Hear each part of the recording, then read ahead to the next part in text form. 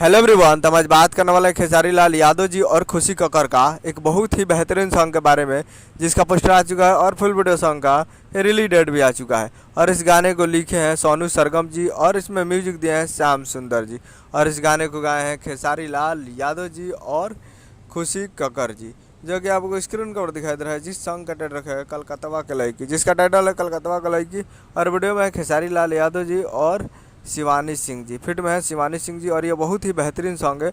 और बहुत दिन के बाद खेसारी लाल यादव जी का गाना आदि शक्ति फिल्म्स भोजपुरी यूट्यूब चैनल से आने वाला है। जी हाँ, बहुत दिन के बाद। और ये फुल वीडियो सॉन्ग को रिलीज़ किया जा रहा है। Full video song release on 6 मई 2025 को सुबह 6:45 AM पे फुल वीडियो सॉन्ग को रिलीज़ किया जा रहा है। यानी परसों 6 तारीख को सुबह 6:45 पर तैयार रहिएगा फुल वीडियो सॉन्ग को देखने के लिए। हो सकता है कल टीजर आ सकता है, तो आप लोग कल टीजर के लिए तैयार रहिएगा आदि शक्ति फिल्म्स पे। और परसों वीडियो के लिए 6 तारीख को सुबह 6:45 पे।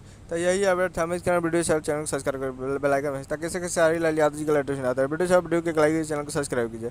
मिलता है अगला वीडियो में, तब तक के लिए जय हिंद, जय भोजपुरी।